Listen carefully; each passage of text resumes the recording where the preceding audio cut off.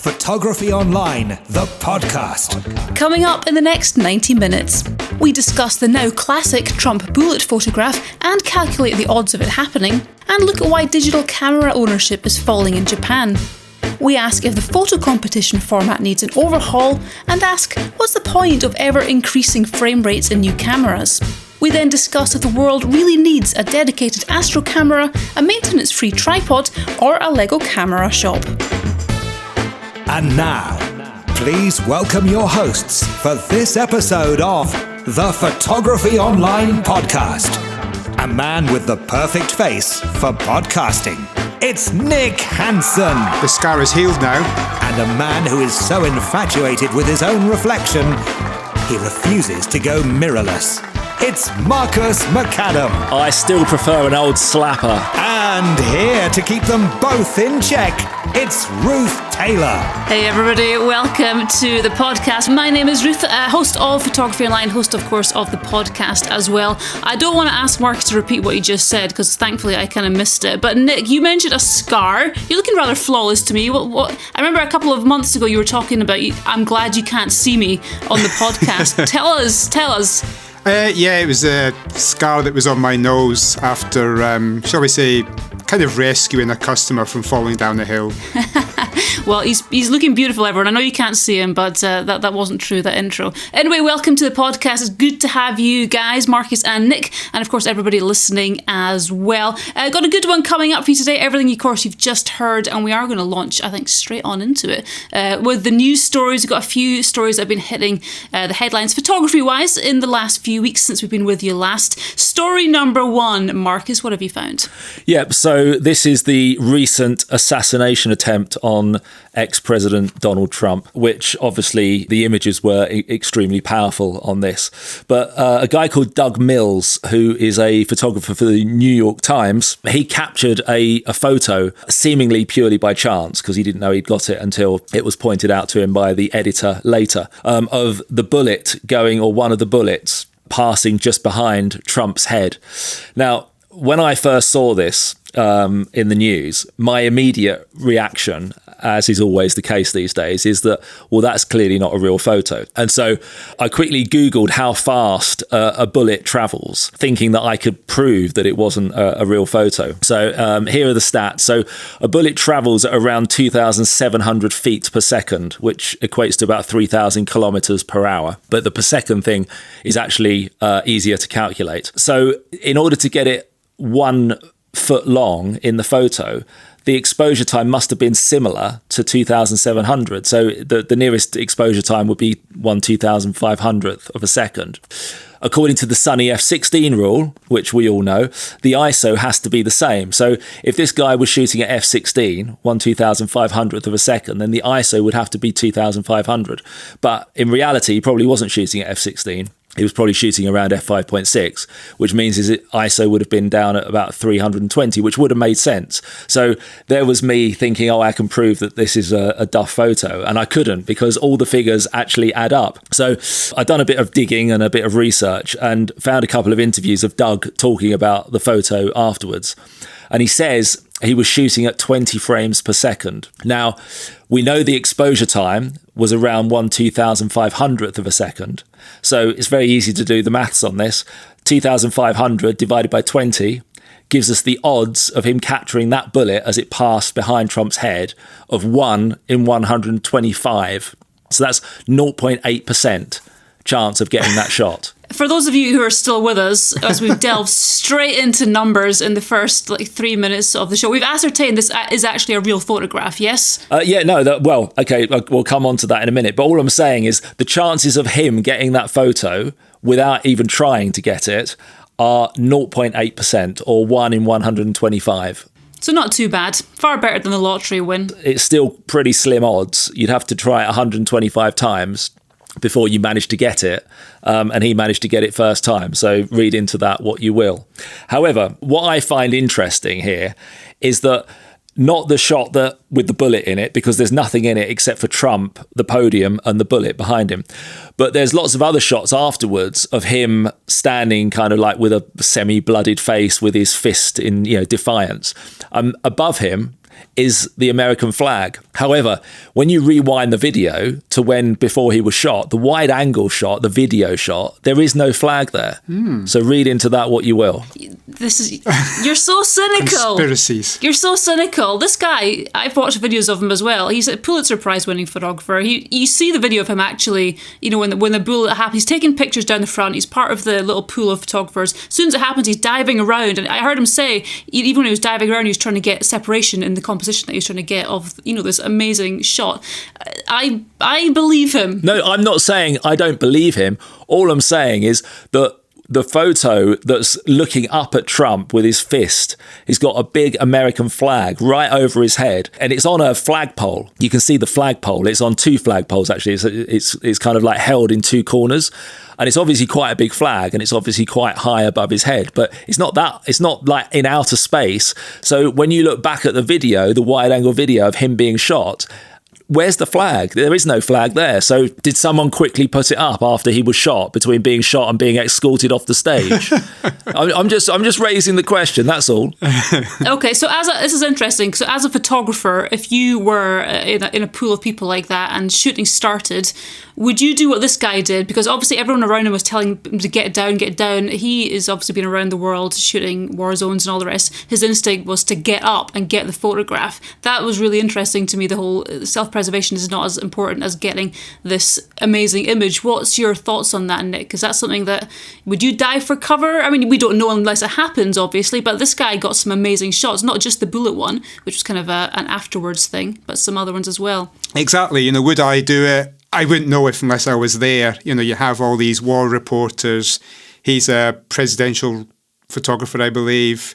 I don't know how many years he's been doing it for. It's probably just second nature to him to photograph the action, whatever it may be. He probably didn't even think, there's a gunman there, even though people were telling, shooter, get down. His instinct, as you say, was to take photographs. I think the answer here, Ruth, is you have to look at the other alternative of being present at the attempted assassination of an ex-president and not getting a photo because you happen to be cowering under your chair. But it's the instinct. It's not like you stand there and think, right, what shall I do? In the split second that gunshots are heard, right next to you, obviously, and you know where it's being aimed at, the instinct is to duck or to do something, but his instinct was the opposite. I just found that interesting, and it's obviously born of a lifetime of that kind of experience. Yeah, I mean, I think you've probably seen the same video I have with, and he's running around at the bottom of the stage, going from side to side. But from my point of view, he's far enough away from Trump. Anyone who can fire a bullet at Trump and clip his ear is a pretty good shot. So they'd have to be, I don't know, off by about 40 foot to hit somebody down where he was. So I wouldn't be too worried about that. You'd have been running around getting the shot. Anyway, it's an interesting image. If you haven't seen it, there's obviously all the other ones, the iconic, as they will be now, the fist pump with the flag, on various other ones, but the bullet one's particularly interesting to have a look at. So check it out if you haven't. Those are all in the show notes, as will the rest of the stories that we're going to talk about be. Next story we found, Nick, a little bit of a different style of story. What have you got? So this is to do with quite a large decrease in digital camera sales in Japan, which is obviously the country where a huge number of digital cameras are produced. There's data which has come from the Japan's Cabinet Office, which says that digital camera ownership in the Japanese households have dropped below 50% for the first time, with a mere 48.6% of households now owning a standalone digital camera. And this has gone down from a peak of 77% in 2012. So over the last 12 years, there's been a drop of maybe 29%, whereas smartphone sales have skyrocketed to over 93%. So begs the question, why? My initial thoughts were, is it to do with social media? Has this had an influence on the Japanese people, who want to share something instantly, so that can be done through their phone rather than, digital cameras, get home, upload to the computer, then share on social media. So is that what's happening in Japan? Is it like many other things? You could do the same survey and see maybe the TV ownership has gone down because, again, people use their phones for that. I wonder, it seems to make sense that they're just using their phones for everything. And unless you are a photographer or interested in the next level, you're just not going to bother anymore buying a standalone digital camera, because why would you? You've got the phone there. We did a story last month, actually, about, again, Japan, because it's a good indicator of everywhere else, and ownership of Kodak cameras, which are point and shoot. So again, digital, but not the kind of digital you'd expect to be selling. Those are on the up. So it seems to me that people are less and less interested in the actual pro level things because they can get acceptable to them results from something they've already got, which is a smartphone. Marcus, you were in for that one. What do you think? Well, funnily enough, when I first saw that headline, I got all excited because I thought, well, if digital camera ownership is below 50%, then it means analog cameras must be flying off the shelves. But I now understand what it means. It just means that the sales of digital cameras are down by below 50%. People are panicking though. Looking at the news story, it seems like camera manufacturers should be panicking is the kind of the angle they're trying to take on this, that this is indicative of what's going to happen elsewhere in the world, the beginning of a trend. I mean, let's hope so, because as we've mentioned in a couple of places recently, and we'll be coming back to the point later on in this show, is that all camera brands, major camera brands, are just failing to impress with their latest releases, and everyone's just basically ticking boxes and coming out with stupid upgrades which nobody really needs or nobody really wants. But yet the things that we could actually do with, no one's actually coming up with that. So I think there's just a lack of enthusiasm for new products across all brands. It's not one brand in particular. So interested to see what the manufacturers might actually do from here on. What do you think? They'll think they'll start streamlining their offerings, or bumping up the prices, or just focusing on, you mentioned last time when we were talking about the Kodak point and shoots, that they're focusing so much on one end of the market that they're failing to engage with a completely different demographic. What do you think they'll actually do from here? Do you think they'll just focus on one end? I mean, as we know, there is a gap in the market at the moment in terms of, if you want to go out and buy a really basic point and shoot, then there's lots of options. If you want to go out and buy an all singing, all dancing,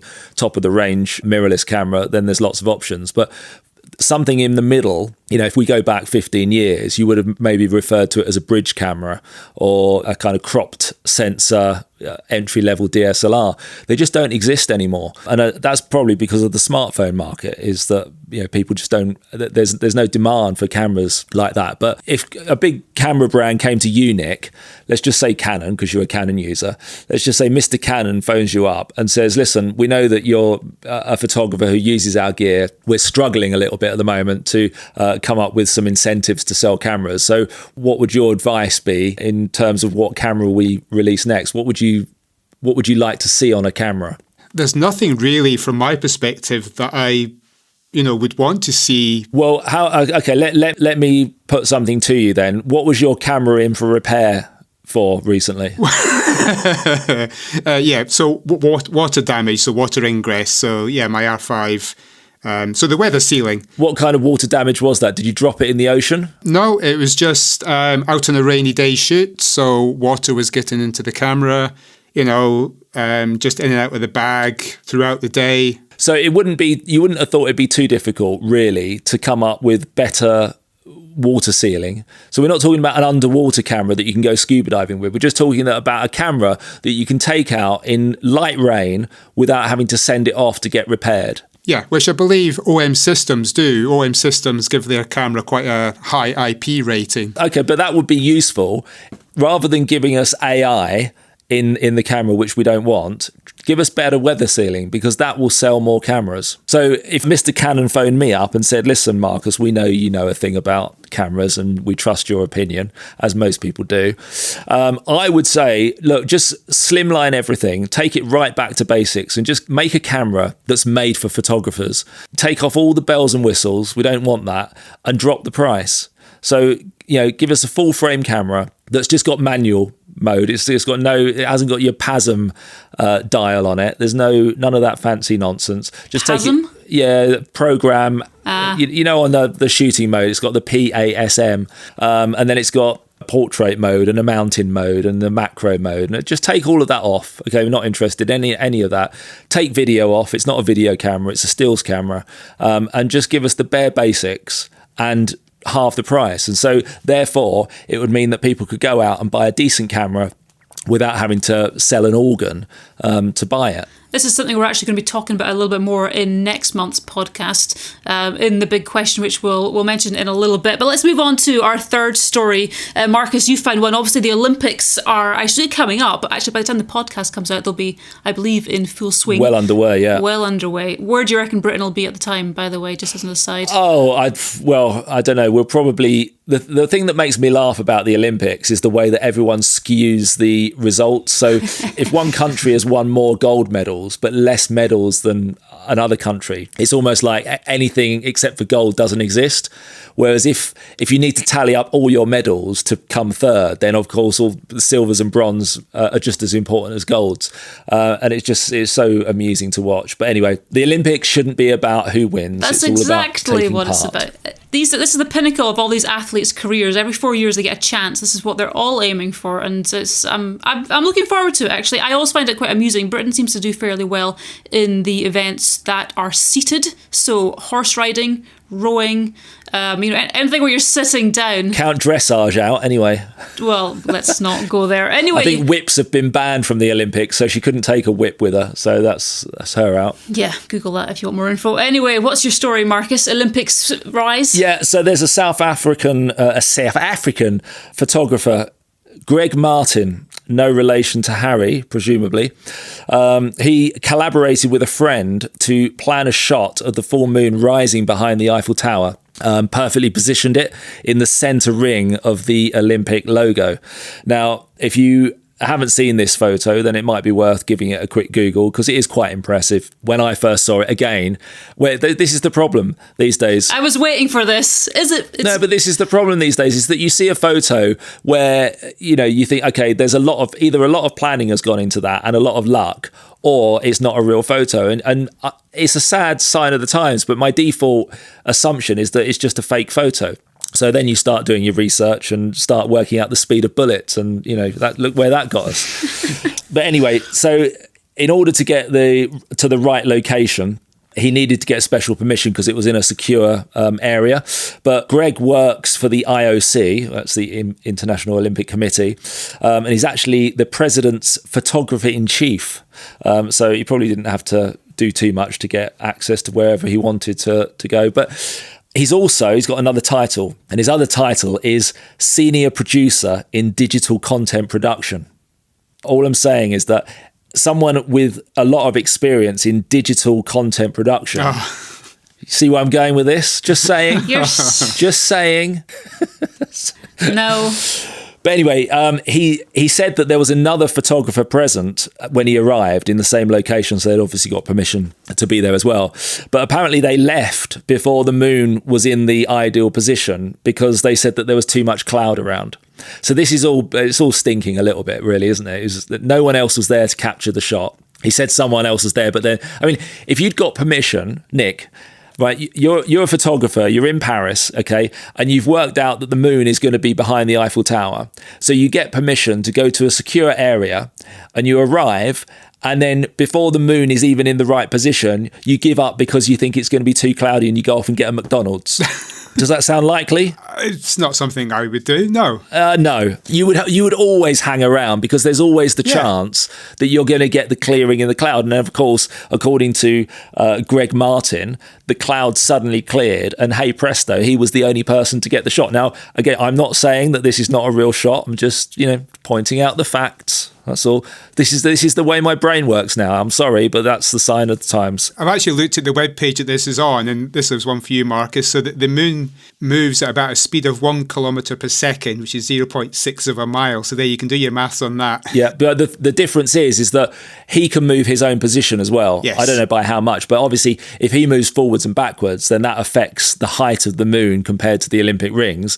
And if he moves left and right, then that will obviously position the moon left and right. So he's got, let's just say he's got free scope as to where he can move, maybe 50 metres to the left, 50 metres to the right, front and back. He's got quite a lot of control there over where that moon is. So that's that all makes sense, and the speed of the moon is kind of irrelevant. But when you look at the photo, what is impressive is that he is smack on to the Eiffel Tower. So it's not shooting it from the side. So that is he smack on? Because I looked at it and thought, has he got a slight angle? And I thought he's obviously done it just to get it in the right place. And that, for me, is what gave it the authentic ring. It looked like it was ever so slightly off to the side. No, I mean, the only thing that doesn't look symmetrical to me is the railing in the foreground. And I think that's because it's a circular railing. It's not a flat level railing. So it's not perfectly parallel. But if you look at the actual Eiffel Tower itself and look at the left side and the right side, it looks like he's head on to it, which, you know, is pretty impressive when to get the moon right in the center like that. You know, if it's a real photo and there's no shenanigans going on, then, you know, you have to take your hat off and say, well done. But he also managed to get it in different positions as well, didn't he? So he got it below the rings and also in the second from left ring as well. Like I said, he can do that by moving himself around. But yes, obviously he's not moving too much because he's dead on to the Eiffel Tower. But if you notice on all the other shots where the moon's not in the central ring, there's cloud partially across it. But the one key shot that you would get where the moon is in the middle ring, hey presto, all the clouds disappeared. I mean, it's amazing how that happens. Mr. Cynical. Mr. Cynical. It's never good. I think he's actually broken, everyone. He's not. You're not going to come out the other end of this, are you, and start believing photographs are authentic? Everyone's going to have to prove that what they've taken is real to you. But this is the mindset that people should have now. That, you know, 20 years ago, you looked at a photo and your default position was, wow, that actually happened. Whereas nowadays, you look at a photo and you go, well, that didn't happen. And then you have to convince yourself that it did. It's sad. It is sad. Anyway, sticking with outer space, Nick, you've got our final story for this section. What is it? Well, this is another photograph, and hopefully Marcus will believe this one. So this is from the ISS, the International Space Station. So you've got astronaut Matthew Dominic. He's currently he's an astronaut who's on board the ISS, and he's also a keen photographer. So he's captured a unique self-portrait of himself and 3 other crew members looking out of the SpaceX Dragon capsule with the Milky Way behind. Now, what's really interesting about this is that it was a set-up photograph, and Matthew actually posted a video on X explaining how he went about capturing these images, from making sure that basically he figured out that the moon, when the moon would rise and everything, but obviously the moon had to only just be enough in show to light up the SpaceX Dragon capsule without actually drowning out the Milky Way. And then how he used 2 small LED panels to illuminate himself and the other 3 guys individually when they were taking the photograph. And he also had to put a washcloth over one of them to dull the brightness of the light because it was just way too bright, even though it was on its lowest setting, because obviously you're photographing the darkness of the bright sky as well. And down to things like, the photographs were shot at 1 second, so obviously they had to keep incredibly still. And I think he was running like a time-lapse mode where he was taking shot by every 2 seconds. So obviously he had loads of chances to, get an optimally sharp image. Now, to me, this looks a really cool shot, but I'm sure Marcus will have some comments on it because the fact that it was a fully staged shot. I like the fact that he's gone through a creative process, and Yes. it says on the article that he's a photographer himself. So he's not just like an astronaut who's learned to use it. He's actually thought, I can do this, and he's talking about the Milky Way versus the reflected light and all the rest of it. He's gone through that process himself, and it's a shot like I've not really seen from outer space actually, because he has put that kind of creative mindset to it. Marcus is looking cynical again. Surprise, surprise. No. This shot is, technically, it's a very impressive shot because he's basically balancing 3 different light sources there. So he's the Milky Way. We can't make that brighter or darker. So that's his base exposure, basically. That's his background. So his exposure has to be right on the Milky Way. He then has to wait for the moon to illuminate the spacecraft to the same luminance so that that's not too bright and not too dark on his exposure, which is already fixed on the Milky Way. And once he's got those 2 things done, he's then got to illuminate himself with these 2 LED panels that Nick was talking about. So it's a technically competent photo, and I've got 0 doubts that it's genuine, because why wouldn't it be? I mean, there's nothing that even hints at being a bit dodgy in that. My only comment is, do you remember last month, Ruth, we were talking about the Earthrise photo? Yes. And the other photo that I had on my wall, which was taken by Gene Cernan, it was the first photo taken of the Earth in its entirety from one of the Apollo... The blue marble, yeah. Yeah, those two photos, I would put those on my wall. One of them was on my wall, but I would have those framed as a piece of art on my wall. I wouldn't put this photo that we're talking about now on my wall because it's set up. And because it's set up, for me, it takes away the appeal of the photo. Yeah, but the reason behind, the reason behind taking the photos was just documenting their time on the ISS. So he did shots of him and the other 3 crew members. So it was like a takeaway for them to hang on their walls. No, absolutely. But if the story, forget the story that you've read, okay? If the story that you had come out about this photo was, I'm a photographer on the ISS and I happened to be looking out the window and I saw one of the other astronauts just peering into space and the Milky Way happened to be behind and he just captured it, then that to me is an impressive photo because it wasn't set up. But what's the difference between setting up, like you standing waiting for the moon to be behind the tree, which we do on Photography Online, and this guy waiting for the moon to light the capsule in the correct way is exactly what you guys do in landscape photography. What's the difference? It's still a setup. It doesn't take away from the authenticity of it. You're waiting for the right moment. No, it's the person in the window that's the setup. The bits that you've just used as an example are fine. So with landscape photography, we're always waiting for the light to do what we want to do. That's all part of photography. But then to light yourself peering out a window, just posing, that's the bit that, for me, I'm not taking away. It's a fantastic photo. It's technically brilliant. But as a piece of art that you just want to put on your wall and frame it, I would just look at that and never see past the kind of the contrived nature of it. I think, as Nick said, for him, it's a memory. It's like a selfie. It's like the ultimate selfie up in outer space. And if you haven't seen it, guys, do check it out. It's a really amazing shot, actually. So that wraps up, I think, our news section for this month, I should say. More, of course, next month. It could be morning. It could be morning, wherever you're listening. Good morning to you. Good afternoon, whatever. What does Truman say? Nick, you'll know this. You're a movie buff. I haven't seen the Truman Show. You haven't seen the Truman Show? I think he says, good morning, and in case I don't see you, good afternoon, good evening, and good night. So let's not pull that one. Anyway, let's move on to... The big question. It's a question, and it's big. All right, well, the big question this month, we put it to you. Does the photo competition format need an overhaul? Now, as ever, we put this up on our socials a few days back to get some feedback from you guys. Morag from Instagram says, I believe so. In the US, most competitions use set criteria, which means there's little room for creativity. M. Hampton on Facebook says, competitions in highly subjective disciplines such as photography are fine, as long as you view them for what they are, someone's opinion. You can choose to agree with their critique and possibly learn a new point of view, or dismiss their opinion and keep doing what you like, but don't go overboard and let their opinion steal the joy you find with a camera in your hands. Gerard Hopkinson says, at the beginning of the club year, now he's talking about club competitions, we've got a members' night competition where the club members vote for their favourite on the night. This ensures a broad spectrum of opinions and therefore a much fairer result.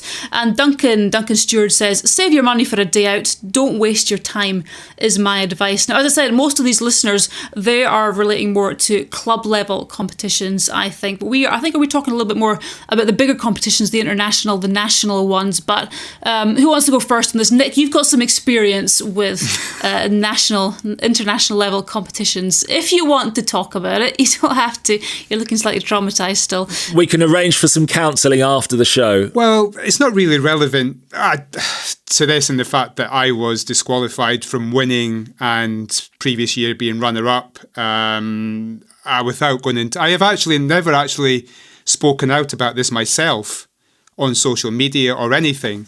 I have. Well, yeah, we know you have. A national competition, though, which, there were set, like we're talking about, there's set rules. Does the competition format need an overhaul? I mean, based on your experience, you enter multiple competitions, so you've got a bit of experience in this where maybe some of the others don't. As I said, some of the people listening, there may be more club-level competitions, but there's a sameness to all of them. Do you think there's something in the competition format as it stands across the world and in different kind of small level, big level, that needs to change? And why do you think that would be? And in terms of the rules, yes, because that's one of the reasons why I was actually never told I was disqualified. I'll just say that. I actually found out from someone else who pointed me to this competition's website and said, "Hey, Nick, what's this?" So there's one thing in particular in the terms and conditions that I think is, and this particular competition, again, is very obscure. It's open to interpretation. It basically says that the photographer, you must be the sole author of the photograph. So what exactly does that mean? If you look in their frequently asked questions, it says photographs, something like, photographs must not be taken in workshops. So I think that's what the sole author pertains to. In my personal experience, it was my own fault for putting in my blog when I had won the competition. I did a blog post about it saying that because it was 3 photographs, this particular photograph was taken on a workshop. In reality, I'd say it wasn't. It was a location guidance day. The gentleman in question had taken me to the area. He had actually gone off down the road to take his own photographs. I'd found the composition. I'd done all the settings. I took the photograph myself. Like I say, I was never asked about it afterwards. I was just disqualified. I know why I was disqualified, but we won't go into that. It was for other reasons outside of that. This person was just looking for reasons to disqualify me. So in terms of that, yes, I think there's grey areas in the terms and conditions, specifically around, photographs taken in workshops, which I do kind of agree with. If someone has almost taken the photograph for you, then obviously you are not the sole author of that photograph, or you're not even the author of it. Yeah, I mean, if I can just butt in there, Nick, we used to run a photo competition here on the Isle of Skye, and it was judged anonymously. So when the judges were looking at the photos, they didn't know who had taken the photo.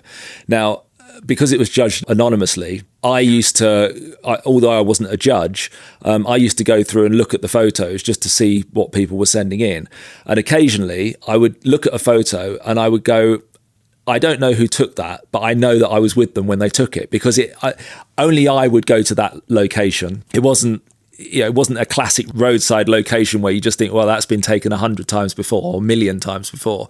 This is something very, very specific where I would normally take people on a workshop and I would suggest that they frame it like so. And it was almost like I had taken the photo, but I knew it wasn't one of my photos, but I could almost guarantee that I was with that person.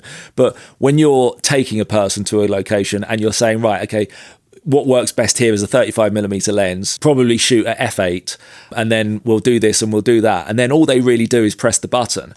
They've then got a little bit of a cheek to enter that photo into a competition. Do you not think? Oh, for sure. I mean, I remember, I think it was in my first or second year working on Sky for you, that I was with a customer up on the Trotnish Ridge, and I'd all but pressed the button.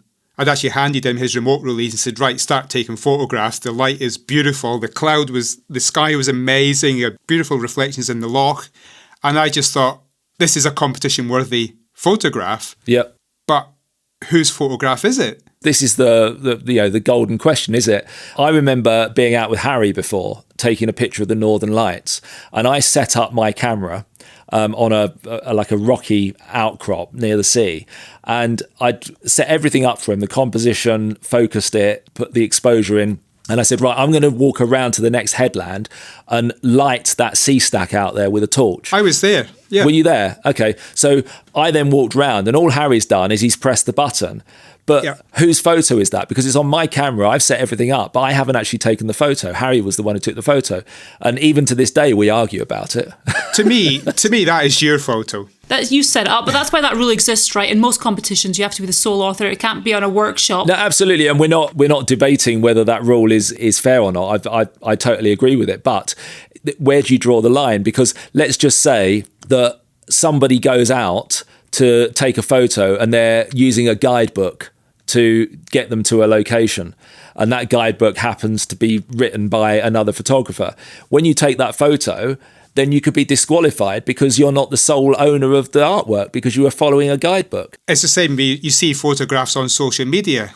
Well, even if that location is mentioned, you'll go there, you'll probably copy that composition, which a lot of people do, because it could be the optimal composition for that scene. So again, whoever photographs it first, are they the author of that photograph? Yeah, I mean, it's utter nonsense. But going back to the overall question about does the format need an overhaul, obviously there's lots of different photo competitions out there and they all have a slightly different format. But the standard format that I seem to come across most often is a format where you pay to enter your photos. So you've already paid, to just submit your photos, assuming that they're good enough to be shortlisted, then those photos are usually used in a book. You then have to buy the book, which of course you're going to do because your photo's in it. Okay. So you've already paid once to send your photos in. They've then used your photos for free to it be included in their book. And then you have to buy the book so that you can see your photos in the book. And then they sometimes do an exhibition using your photo to promote the competition.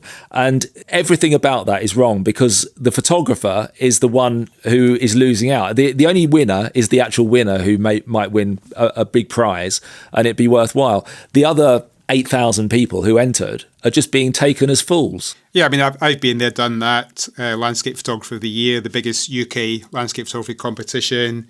Highly commended. I bought the book just to see my photo in it, whereas I can see the photo on my computer. Yeah, absolutely. And now it just sits on the bookshelf. I never look at it. Yeah. And it was £35. I know, but it's just the novelty of seeing your photo in print and you go, wow, I'm in a book. And I get it. I totally get it. I've been in that position before. The first time I had one of my photos published, it was in a magazine.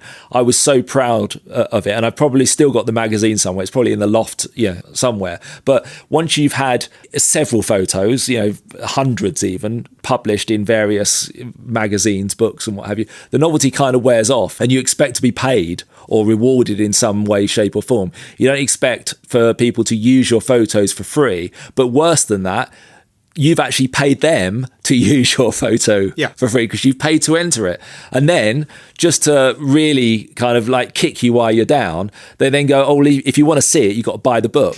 It's just absolute nonsense. It really is. So I would like to see, a new kind of template come in where it's actually the photographers who enter who gain from it rather than the competition organisers. Yeah. So, the competition that we used to run, it was completely not for profit. So any profit that was made just went to charity. Obviously, we had overheads to cover. You can't run a competition for free. There's a lot of man hours involved. There's promotion that's involved, and there's other overheads as well. So you have to take all of those off of your top line. But if you're left with £1,000 of profit, rather than pocketing it, we just gave it away to charity because I didn't want to fall into this category of basically making money out of people sending photos in. Well, one of people's big bugbears when we posted this on social media, and again, most people are talking at a kind of a club level, but it's same for the bigger competitions as well. And it's the fact that it is down to one judge's opinion, who may like something and then the next year they might dislike that exact same thing. And it's one of the people suggested, I think it's one of the comments I read out, that if it was more open, like we used to have our top 10 finalists, which we would choose, we'd make sure they were technically competent, all the rest of it, and then you'd have an open vote. So what they're saying is it's so much fairer that way, having open votes for all these things rather than a judge actually doing it. And it's difficult because judges know, in general, this is a problem. They're individuals and it's art. So a lot of people seem to get quite wound up by, why did that photo win? This one's better, which is so subjective. But I mean, how can you make that not subjective? It's not an easy thing to do. Just before we get to that, being open votes. So as I say, the Sky Photo Challenge and then Scotland's Photo of the Year, the final bit went to the public vote. Now that for me was a tricky one because I know one year, one person that won, I would say they won because of their social media following. So they had a big following on YouTube. They were able to promote the fact that they were in the top 10. Hey guys, give me votes, give me votes, give me votes. It's like whether you actually like that photograph more than the other photograph or the other 9 in that top 10. So it becomes really a popularity vote. If they were anonymous, would that help? If you made it so nobody would know who the photographer was until the actual winner was announced, is that feasible? No. I actually don't think you could, because that person could still put on their social media unless you banned them from doing it. But then that's just another can of worms. Yeah, because they can just post the photo, say, this is my photo, please vote for this because I've made it through to the final of the Sky Photo Challenge. And that's what happens. And, that works in the competition's favour, because people are then posting about it on their social media and it's spreading the word, and it's free publicity for the competition. So there's lots of reasons why things are done that way, but there's pros and cons to whichever way you do it, and there's always going to be somebody who's unhappy. But I think personally what would be really refreshing to see is for a competition to be run, and regardless of who the winners are, publish the raw files so that we can actually see what it looked like before it was edited. Because I know firsthand that a lot of entries into competitions probably look nothing like they looked in reality. And we only looked at the raw files, or we only requested the raw files for people who got into the final stages. But if we'd requested the raw files for everything, there'd be lots of examples of where you look at the raw file and go, well, that looks nothing like the post-processed version. And I just think it would be useful for the public to see what it actually looked like. Do you think that would put a lot of people off? They just think, no way. Great, but perfect. Yeah, that's exactly what I was going to say. Yeah, but that's a good thing. Yeah. You want to encourage genuine photographs, shall we say, which have, some of the competitions do have categories that do allow more editing. That's fine. That's been made public. But the ones that don't, the categories that are supposed to be natural photographs, I think there is the Natural Landscape Photographer of the Year competition, something like that. Yeah, but the problem is, when we look at the winner, we still don't know what the raw file looked like. We still don't know how much editing's been done. Taking it back, the conversation back to how you judge a competition. If it's judged by a panel of photographers, I know for a fact that those photographers will always pick something that's a little bit contentious, because that's what gets more publicity. If you pick the obvious winner, the pretty sunset, landscape photo where everyone goes, oh yeah, I knew that would win, then no one really talks about it. Whereas if you pick the shot where everyone goes, why on earth did that win? There's loads of better photos that were entered than that one. It gets people talking about it, and that's what creates press and publicity for the competition. So the question itself, does it need an overhaul? What brought you to that question? Why are we asking it? We're asking it just for all the things we've already said, is that I haven't entered a photo competition for, 20 years, just because I see through it, basically. I'm not going to be taken advantage of by paying to have my images used for free and then paying again to view them in a book. Doesn't do anything for me.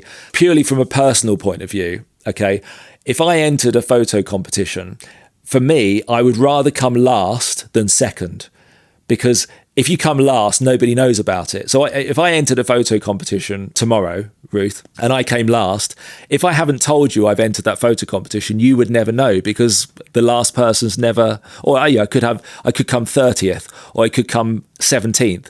I don't care. But the worst thing in the world would be to come second or third. Thanks, because Marcus.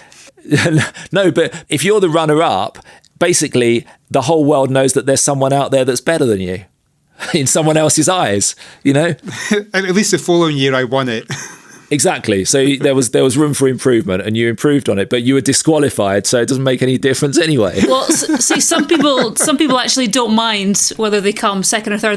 They're pleased to have been commended or placed, and I guess a few people like Marcus has to come first, or nothing else is of any value at all. But anyway, that was the big question. Next month, if you're going to join us, we'll be asking the question: do we need further advancements in technology when it comes to camera equipment? Which is something we alluded to back at the beginning of the show. So again, I'll be popping that up on Facebook and Instagram. If you've got a comment or anything you want to say there, you can do that when the time comes.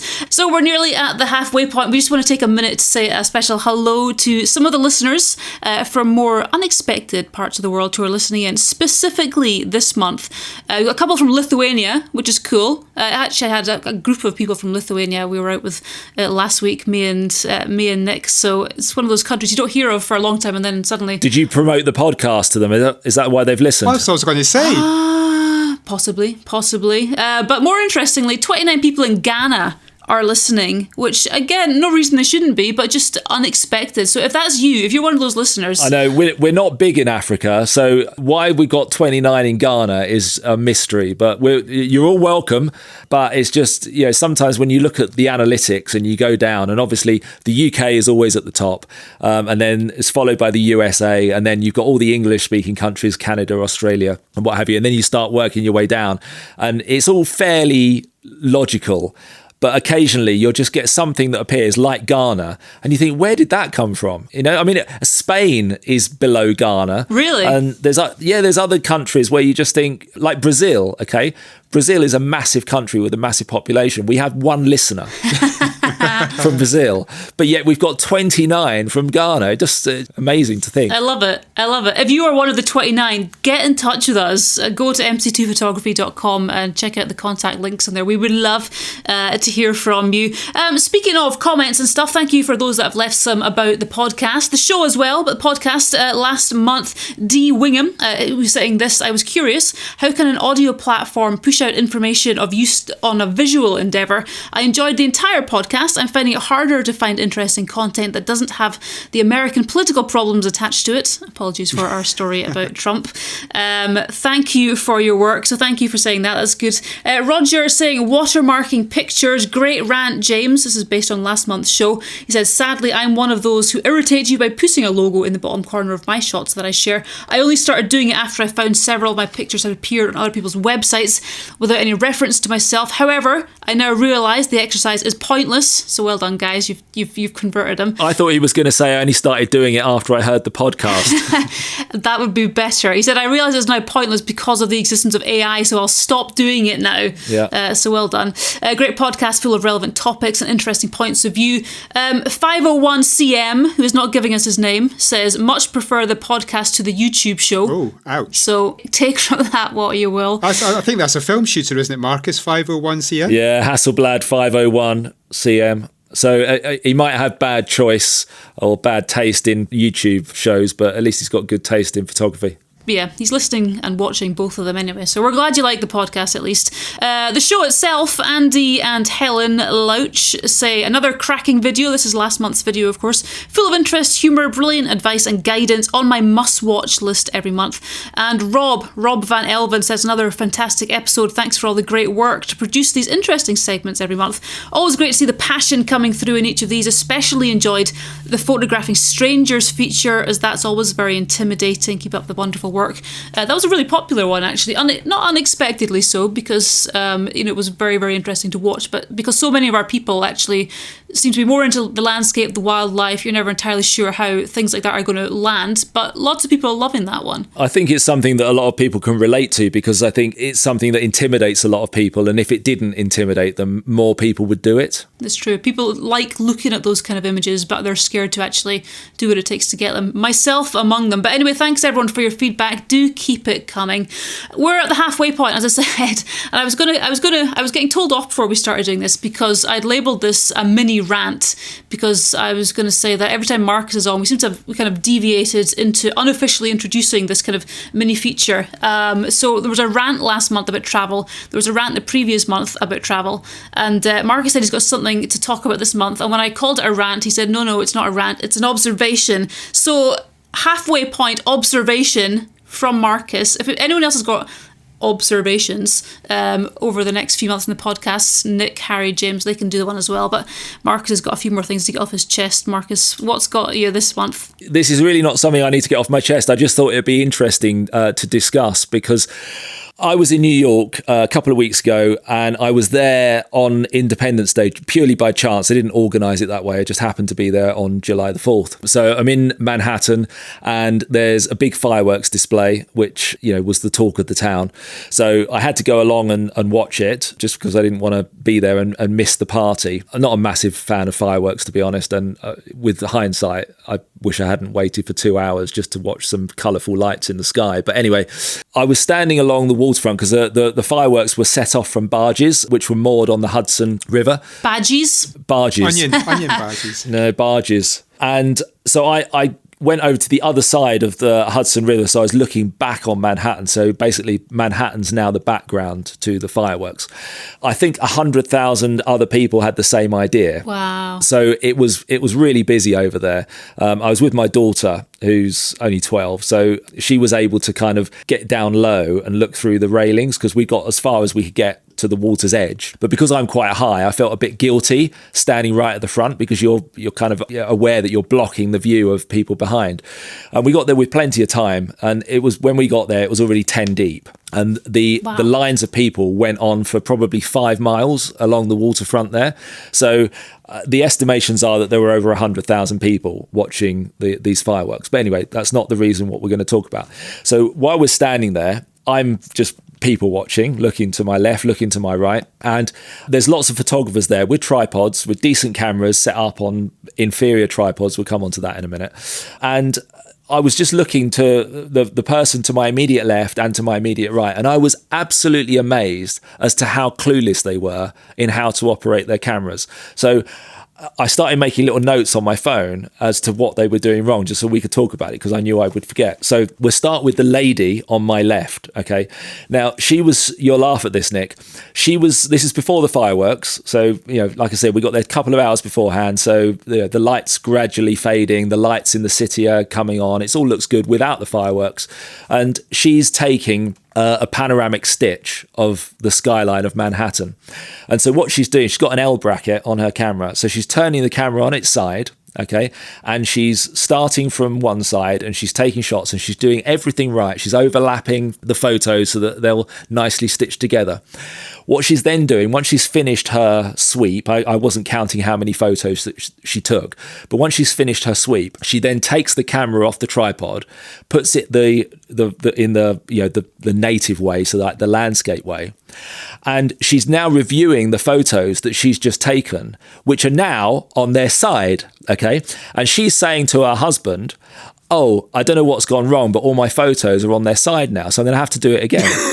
So she takes the camera off, puts it back on its side and does the whole thing again, turns the camera back on the right way. And she goes, "I don't know what's going on with this camera, but you can see what I'm doing." She said, "I'm taking the pictures the right way up and they're ending up on their side. I can't possibly stitch them if they're sideways." So she did it 4 times before she gave up. I think this is to do with using smartphones, where you turn the smartphone and your photo will rotate with the phone. I think that's what she's expecting. Possibly. But she had a Sony, I don't know exactly what model it was, but it was a full frame. So it was an AR5 Mark III or something like that. And, she's got a decent camera on a woefully inadequate tripod. And you just think, okay, you've spent a lot of money on this camera. You know what you're doing with the capture to stitch these photos. How can you fall at the unexpected last hurdle of just not knowing? If you go into the menu and turn auto rotate on, then all of a sudden the photos will be the right way up.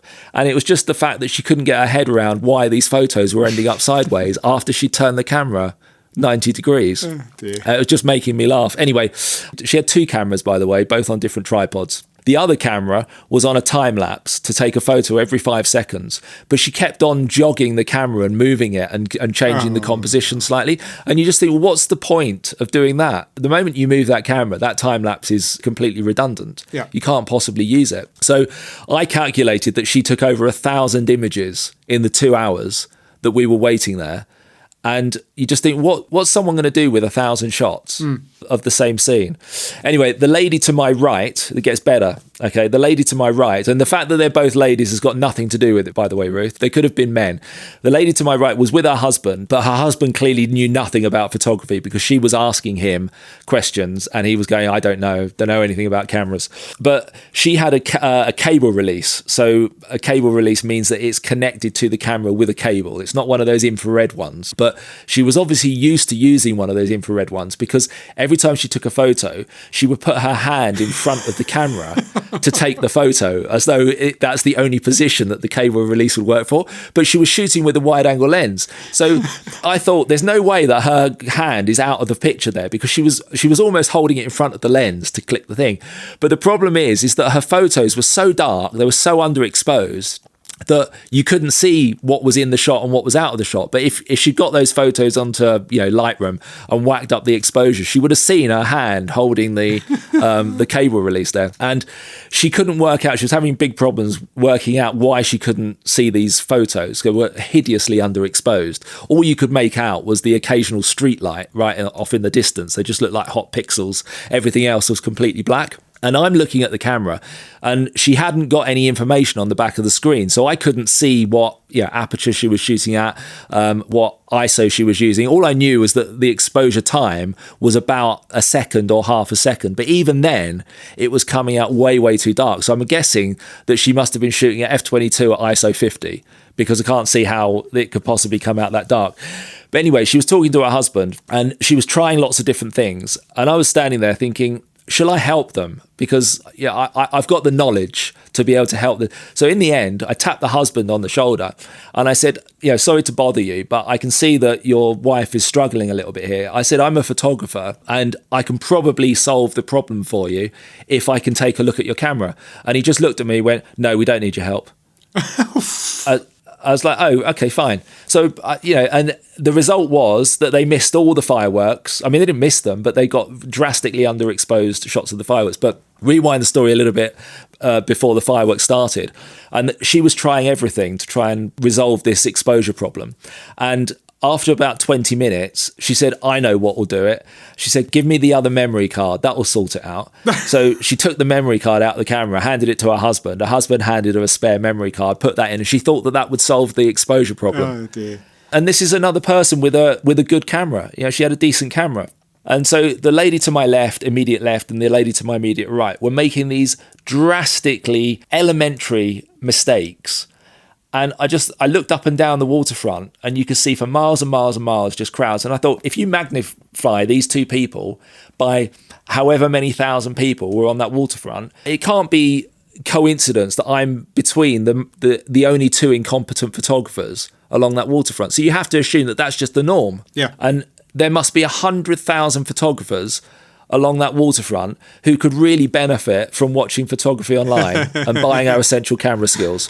Because honestly, these people hadn't got a clue. These could be the people that, if they had the opportunity, would be buying the beginner entry-level digital cameras, but they've been forced to go for a super-duper bells and whistles one, and they actually don't know what they're doing. So you're looking at them thinking, they've got a great camera, they should know what they're doing. Yeah. But maybe it's that whole gap in the market thing. That's what they've had to go for. Yeah, but once I became aware of these two people, I started looking around, and obviously it was really busy there, so you couldn't actually see that far. But because I'm tall, I could kind of get a little bit of a view. And there were lots of people along the waterfront with their tripods. And I was looking at the cameras, and they all had decent cameras, and they all had extremely woeful tripods. And that Peak Design tripod that we're always complaining about, Nick? Yeah. Yeah, that was about the best that I saw there. Honestly, there was no wind, so that wasn't an issue. But every time they touched the camera to take a photo, you could physically see the camera wobbling for about 3 seconds afterwards. That's how bad the tripods are. And I think it's not something that I've ever noticed before. And I don't know whether it's an American thing or whether it's just the fact that the fireworks bring out photographers who aren't very experienced. I don't know what it was, but why would you spend what would have been a 4-figure sum on a camera body and lens? I mean, a minimum of 4 figures. In some cases, it would have been 5,000 or 6,000, and then spend $29.99 on a tripod. It doesn't make any sense to me. I mean, not in their defence, but maybe they're just people that don't use tripods that often. They mostly handhold the shots, and obviously they had to use a tripod that evening. But I totally agree. Why spend 4 figures on a camera and buy a £20 tripod? Yeah, that's something that I hadn't considered, actually. So that these are probably people who are daylight shooters. Yeah. And they're not used to nighttime shooting. So they, like you said, they either haven't got a tripod and they've gone and bought one just for that one experience or one occasion, or they're people who they have a tripod, but it's kind of they've had to get it out of the attic because it never gets used. Yeah, that's probably quite a good observation there.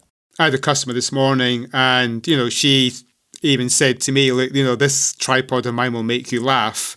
Did it? Yeah, I offered to use my tripod, but she was happy just to use her tripod, and it had the center column. We had to put the center column all the way up to give it any semblance of height. And as soon as you put on the camera on it, it was wobbling side to side. But luckily, it wasn't too windy where we were. And actually, going back, she had a Nikon D5000, 5500 or something, an old SLR. 12 years old or something, and she was from Switzerland, she went to a local camera store to buy a new camera, and the person in that shop was trying to sell her this all singing, all dancing camera, and she's like, no, I don't take photographs that often. I don't need that. I want something more basic. So what did she have? It was a Fuji something. I mean, it wasn't a mega basic camera by any means. It was some Fuji mirrorless camera, but... Like a GFX? No, it definitely wasn't. It was an XH-S1 or something. Oh, the SH1T? Something like that, yeah. Someone will get that. Ruth just got that. I just got it. I thought there was such a model, but yeah.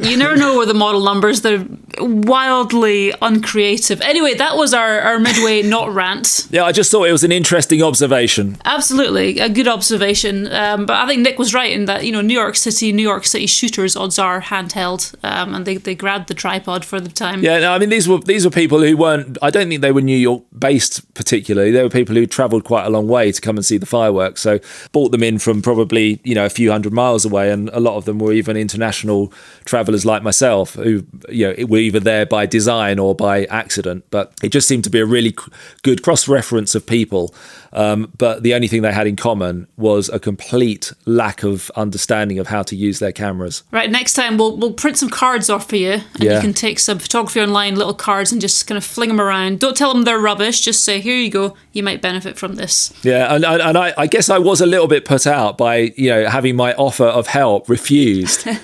Don't you know who I am? No, but I didn't do it like that. And afterwards, when I was standing there and this guy had very bluntly said, no, I don't want your help, I kind of replayed the conversation in my head thinking, could I have done that any less confrontationally in order to provoke a different reaction? And I don't think I could have. I was perfectly polite, and so I have no idea what his problem was. But anyway, his loss. I mean, could it have been that this English guy may have run off with my camera? Possibly, had we let him get his hands on it. I don't know where I was going to run to because there was, 7,000 people right on my back. So yeah, but who knows? He was having a bad day. He's just been a wee bit unfriendly. Anyway, it's because you're from out in the sticks where everyone, welcomes everyone with open arms and, not saying city people. Anyway, I've gone down a rabbit warren. Let's move on to our next section. What is the point? The point. What's the point? Oh, we love that last bit. What's the point this month? We are asking of super high frame rates. Now, there will obviously be certain people who will go, well, there's every point. I'm a wildlife shooter, for example. Other people, like Marcus, who's already got his head in his hands, who I'm guessing are going to be swinging on the opposite side of this argument. So who wants to go first? Nick, Marcus, you got any particularly strong opinions? Go on, Marcus. Well, no, what would you say the threshold is, Nick, where you'd go, into the category of super high frame rate? What would you say that would be? I mean, even my Canon R5 is 20 frames per second. Have you ever used that? I have, but I've taken my finger off the shutter button very quickly when I've realised how many photographs I'm taking. Yeah. It's like, do I need to be taking this many? So I've put it down into the low continuous shooting, which I don't know what it is, might be 10 frames per second. I mean, my first... what I'll say is serious camera, Canon EOS 1V, so that was a DSLR, so Canon's flagship DSLR. I think that was 5 frames per second. Okay. And I did more wildlife photography back then. Yes, I was shooting film, so 20 frames per second on a film camera. That's a lot of money. That would be over in 3 seconds. And at the time, I thought that was more than enough. Maybe I didn't photograph fast enough action. I don't know. The irony of starting this podcast with the photo of the bullet passing behind Donald Trump's head and what we're about to talk now has not escaped me. Obviously, the photographer who captured that photo has told us that he was shooting at 20 frames per second. Now, if you can capture a bullet in midair passing, whistling behind a president's head, at 20 frames a second, why do you possibly need any more? Well, to be fair, it was a blur, right? If you wanted to capture the bullet in detail or a bird's eye. No, Ruth. No, that's an exposure time thing. That's not a frames per second thing. Okay, yeah. So that's an exposure time thing. So we've already calculated that he was shooting at 1/2500th of a second. If he wanted that bullet to be clean in the air, then he would have had to shoot at 1/20,000th of a second, which is not possible. Or I don't know, is it possible, Nick? I don't think so. I mean, my camera might do 8,000ths of a second. Yeah, I think some global shutter cameras can do faster than that now. But anyway, you'd struggle to freeze a bullet without the use of flash. The frame rate wouldn't affect whether you got the bullet or not. Well, no, it would affect whether you got the bullet or not, but it wouldn't affect how the bullet appears. So the reason why we're asking this question is because a lot of the new kind of flagship cameras are now boasting frame rates of 120 frames per second. And you just think, what it doesn't matter what you're shooting. What is that useful for? Silence. Exactly. and it's only going to get worse because when they come out with what's the Sony flagship camera? Is it the A1? Yes, A1. Or is it the A9? I think it's the A1's the flagship, yeah. Okay. So when they come out with the A1 Mark II, what are they going to do? Say, oh, this has got 400 frames per second. I mean, what use is that? This is what we were talking about earlier, is that camera, all the brands, doesn't matter who it is, whether it's Nikon, Canon, Sony, they're all exactly the same. And they're all coming out with this nonsense of, oh, we'll give you more frames per second. We don't need any more frames per second. Stop doing that and stop charging us more money for it. We're not interested. Is it for sports? I mean, obviously wildlife. People are going to assume it's going to give them more of a chance. Okay, but what sport moves? Well, motorsports. Like motorbikes going past really quick if you're, close in frame. Okay, but I remember seeing photos of Nigel Mansell in his car 30 years ago when people were working with 5 frames per second. Exactly, and isn't that because you're normally panning the shots? You might be actually shooting at maybe 1/30th of a second to get the blurry background, so you're not going to be able to shoot it 20, 30 frames per second. No, I really can't see. I mean, I'm sure there is a use for it. It will be so niche that less than 0.01% of people will find a use for it. So please stop charging us all for it because we're just not interested in it. All right, well, if you guys have got a different opinion, hop onto the comments section of whatever platform you're listening on. Let us know. Next month, we'll be asking what the point is of auto ISO, which I know there will be a lot of opinions around because we've been talking about this fairly recently, I think on the live show as well. So we'd like to get your feedback on that as well. We're going to move on, though, to our final section of the show and check out some gear. Does the world really need this? All right, Nick, first of all, we are starting with a camera. What have you got? It's now wait for it, it's the OM Systems EM1 Mark III Astro. So the important bit on the end there is Astro. So it's designed specifically for astrophotography, which means, and this means nothing to me, but it means it's compatible with HA-ray, which is hydrogen alpha capture, which must be something to do with capturing the night sky in a specific way.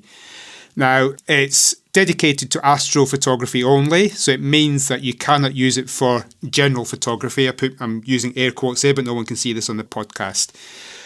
So, it is only for astrophotography. Well, how much does it cost, Nick? It's £1,605.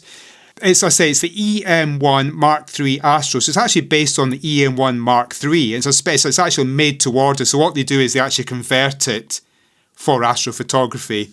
It's something to do with the infrared filter or something like that. They either remove or they add a filter to make it for astrophotography only. I mean, so you can get your camera modified for astrophotography. But one website that I was looking at said that you can actually use it for general photography by attaching a UV/IR hot mirror filter. So why would you buy this camera, which is specifically for astrophotography, that can't be used for general photography, whereas if you have a modded camera, you could put this filter on front. I mean, there might be some benefits, but it's a very new camera. And obviously the website I was looking at, I couldn't even find it on the OM Systems website. Unless you are a dedicated astrophotography, I guess that's the point. I think astrophotography is probably, I mean, in the last couple of years, I've seen a real increase in kind of interest in it. And I know that we get asked a lot about it when we go on trips, you know, are we going to get a chance to do astrophotography, etc. But I just can't see that lasting, because it's one of those, disagree with me here if you want to. But for me, I just think once you've seen one photo, you've seen them all. It's just the only thing that changes is the foreground. Yeah.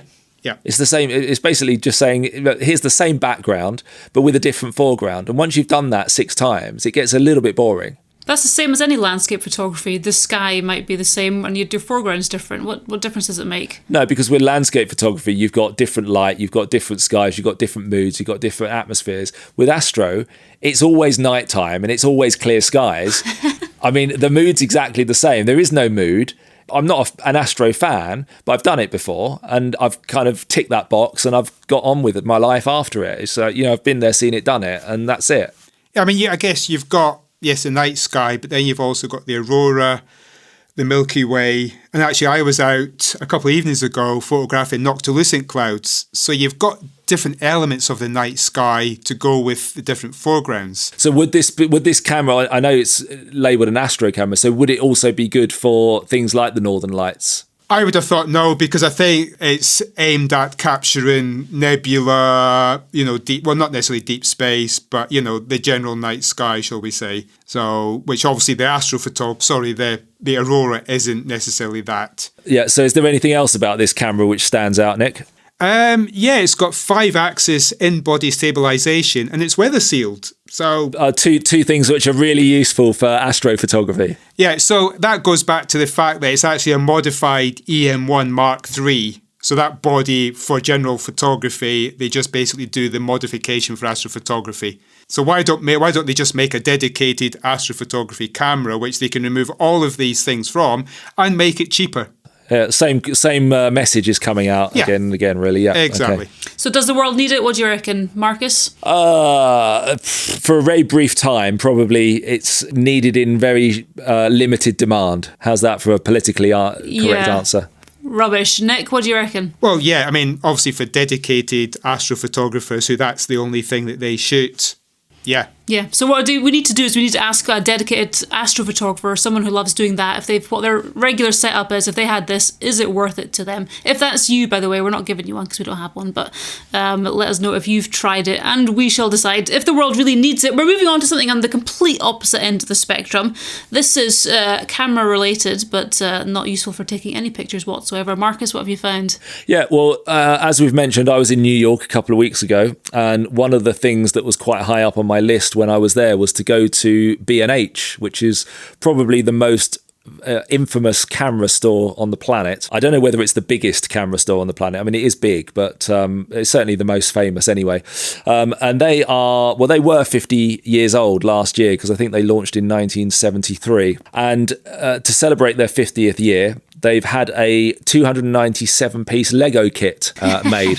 So you can buy this Lego kit, which is, when you put it all together, it looks vaguely like the front of the B&H camera store. Now, having been there only a couple of weeks ago and having seen the finished Lego kit assembled, the only similarity that I can see is the logo of B&H on the front, because it looks nothing like the building itself. But anyway, if you have $149.95, this is dollars, by the way, $149.95 to spare, then you can get this Lego kit, but it does include 2 store employees.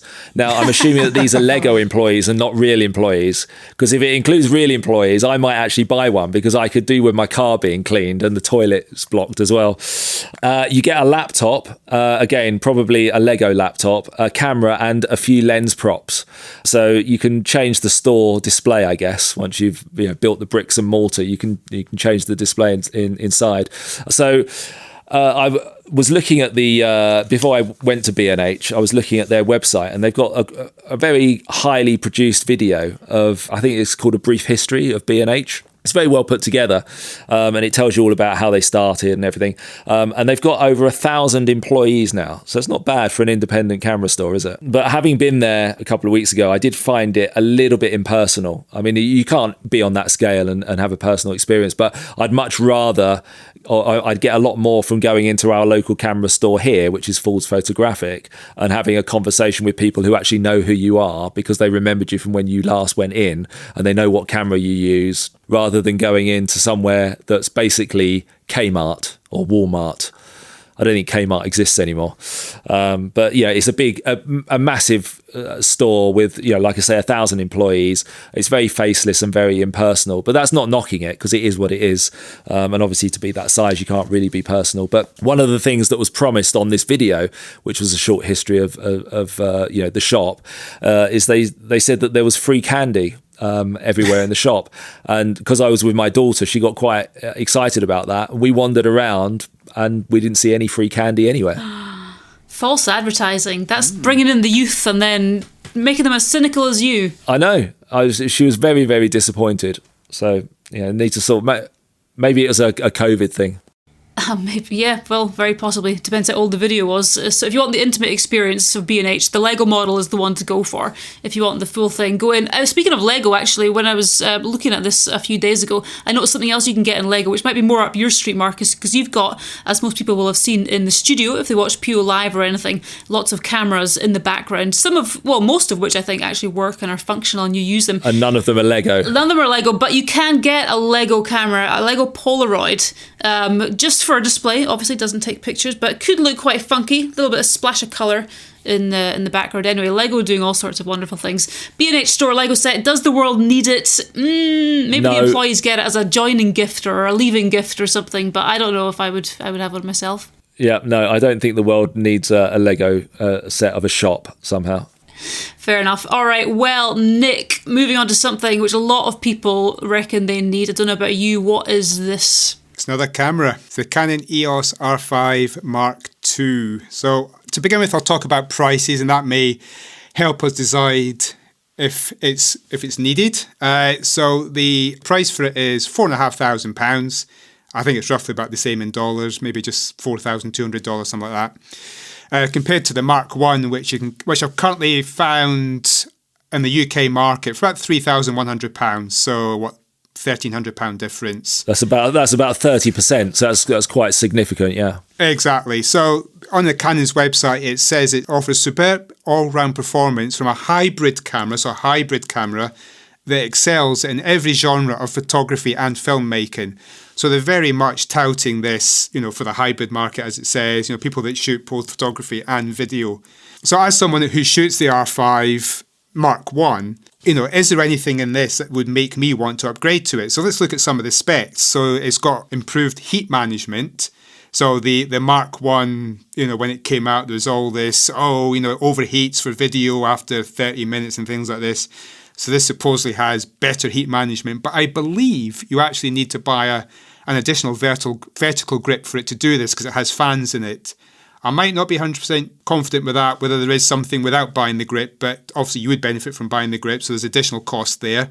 Not sure how much that is. But whether you do or not, Nick, the fact is that they're using that as a marketing line, and it's only good because the original version was so bad. Yes. Yeah. So we can discount that basically because it's just saying that it's a normal camera now. Right. No, move on. It's got a larger EVF, so it's got 5.9 million dots compared to 5.76 million dots of the Mark I. As someone who's really can't stand using EVFs, would you be able to tell the difference from looking through that? I also don't. I mean, it may mean that the images looks better, but I think the Mark I image looks perfectly fine. I do prefer an optical viewfinder, but we won't go down that route. Yeah, don't get me started. But the EVF is also blackout free and has anti-fogging, and my Mark I just fogs up, in rain. Don't get me started on rain again with this. It does fog up and it just becomes unusable. So the weather sealing is improved on the Mark II or not? Well, no, not according to Peter McKinnon. I actually watched a video by Peter McKinnon when this was released, and he says it's got the same weather sealing as the Mark I. Maybe there's something in the EVF, that allows for this anti-fogging, I don't know. But, the blackout free, I think, is a good thing. So when doing a high frame rate, you don't get those momentary blackouts, so you can see exactly what's going on through the viewfinder. Yeah, personally, I quite like the blackout because it lets you know that you're taking a photo. Whereas if you don't get the blackout, it's almost like you're just shooting video. Yep, good point.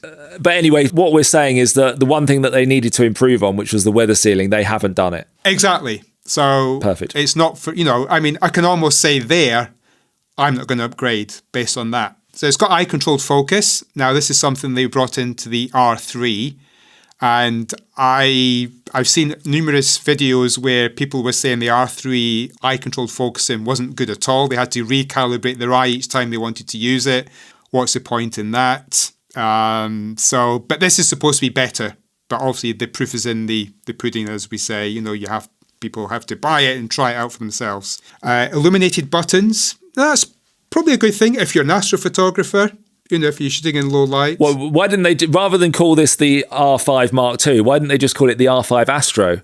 And they might have sold more then. Just why is it an astrophotography? Well, the buttons light up so you can see them in the dark. Perfect. I bet the OM Systems one doesn't do that. I think that's quite a handy feature. Actually, it's one of those basic things you think why it's so difficult in the dark. And it is a handy feature, I agree, but you're not going to spend £4,500 to have your buttons light up. No, exactly. So here's a big one. It's got 8.5 stops of IBRIS, where the R5 Mark I has 8 stops. You get an extra half stop of in-body image stabilization. Wow. Yeah. So basically that's just proof that technology has come pretty much as far as it can with that. Exactly. In terms of that. So, going forward, we can't improve that anymore. So let's just start going the other way and taking stuff off the cameras and making them cheaper, please. Yeah. There's lots of things. I can go on forever. There's it shoots stills and video at the same time. It does 30 frames per second compared to 20 frames per second in the R5. So we've just talked about high frame rate. Do we need an extra 10 frames per second? I don't think so. No, and let me just check his name. Doug Mills doesn't need it because he can capture a speeding bullet with only 20 frames per second. Exactly. So he certainly doesn't need 30. And something we didn't talk about on the high frame rate is pre-continuous shooting. So this can do up to 15 shots before you've actually fully pressed the shutter button. So as you've got your finger half pressed on it for the autofocus, it can take 15 shots before you've actually pressed the shutter. So basically, if you're an incompetent photographer who misses the moment, technology will save your arse. Exactly. So some of the video features, which I think is good, but not that I shoot in log. So it shoots C-Log 2, so the R5 Mark I only shoots in C-Log 3. C-Log 2 is actually better. I think it has more dynamic range. But this is really specific to video shooters who want to color grade their footage. And with that, it also offers false color and waveform monitor. Oh, that sounds sexy, doesn't it, Ruth? Jeez, come on, Ruth's falling asleep. I'm sure it makes sense. So without going into details, it's very beneficial for people that shoot in log. Okay. One good thing that I think is not that I need it, it's actually got a full-size HDMI port. The HDMI mini port on the R5 Mark I, it would continually fall out of the port, and also apparently they can break quite easily. So the full-size HDMI port is a very good thing, but again, it's not something that I would use. But here's one for you, Marcus. AI, it has facial recognition. Excellent. So what does that do? Does that tell me if I'm photographing the right person or not? Kind of. What you can do is you can actually take a shot of someone. So say you've got a group of people, you can take a shot. So you can actually register someone's face and say, hey, I only want to photograph this person. Now, initially I thought that could be good for a wedding. So say you've got the bride and her bridesmaids, and you want to photograph just the bride. You want her because you want her to be the centre of attention, so you focus on her.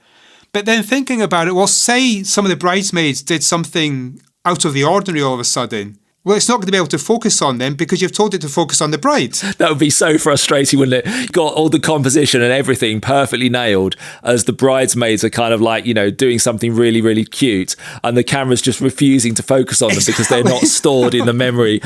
Come on, for goodness sake, Canon, get your life sorted out. There's so lots of little bits on it, Nick. But in terms of does the world need it, would you upgrade to it, or would you go to it fresh from a different system or from a different camera? I don't think so. I mean, I'd probably go for the much cheaper, Mark I. And also the Mark I, obviously, in the second-hand market is going to go down. Obviously, Harry isn't here, but I don't even think it's something that Harry would want to upgrade to unless his camera... Harry was actually talking to me the other day about jumping ship from Canon altogether and going with Sony. And I had to sit him down and have a chat.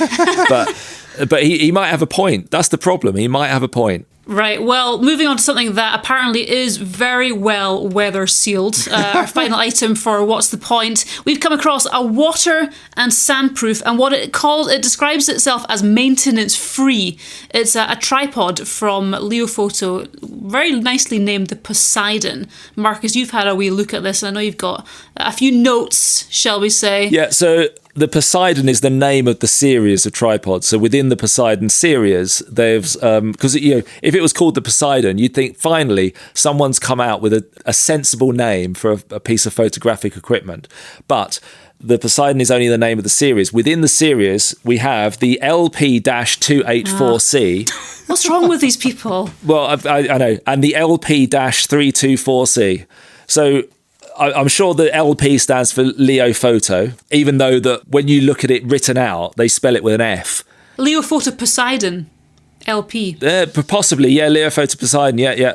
And then there's the 284 and the 324, probably the height of the tripod or something, I don't know. But anyway, like you say, I mean, when you're going to name something, give it a name, not a number. But it comes in a choice of any colour you like, as long as it's blue.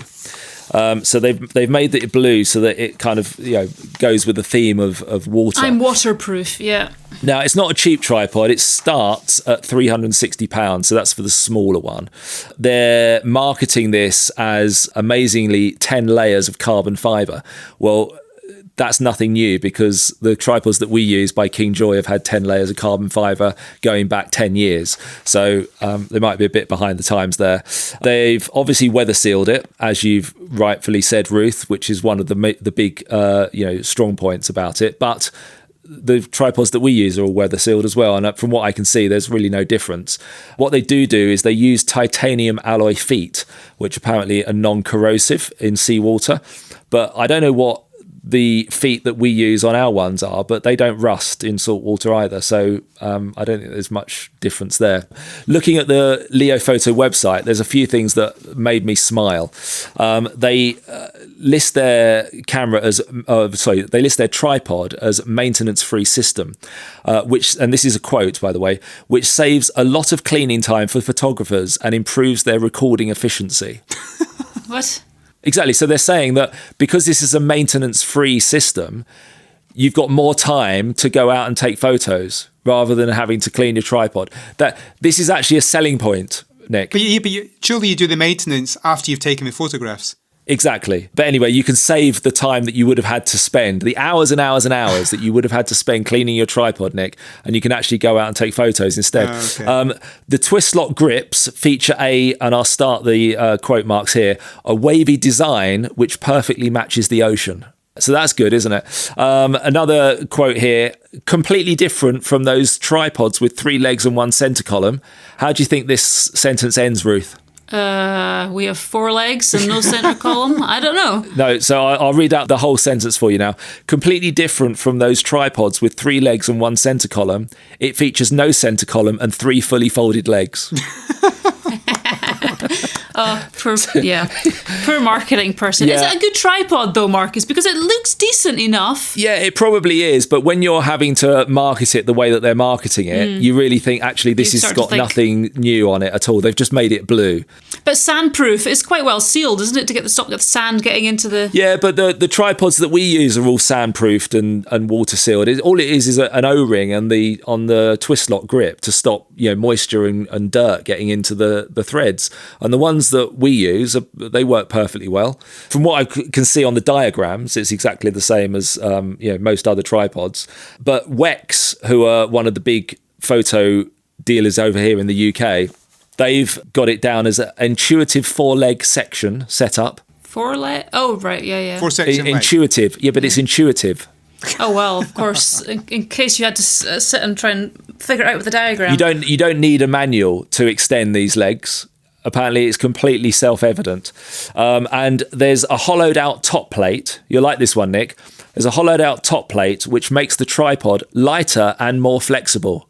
Flexible. Yeah. Exactly the opposite of what you'd want a tripod to be. Exactly, yeah. So, does the world really need it? No. No. We don't need a blue tripod which claims to be water resistant because most of the others are anyway. It will sell. It will sell based on those. Will. If people are doing a lot of photography on beaches and they've had maybe some sand get up inside the tubes at some point, then plus it's blue. It just looks good. It does look good. You got to admit, it looks good. Scottish. Scottish. Well, funnily enough, there is a photo on their website of it in a mountainous landscape. So they've taken it away from the sea, and it doesn't look good in that environment at all. It looks really, really weird. It looks good on the beach, but put it in a landscape, and it just looks really weird.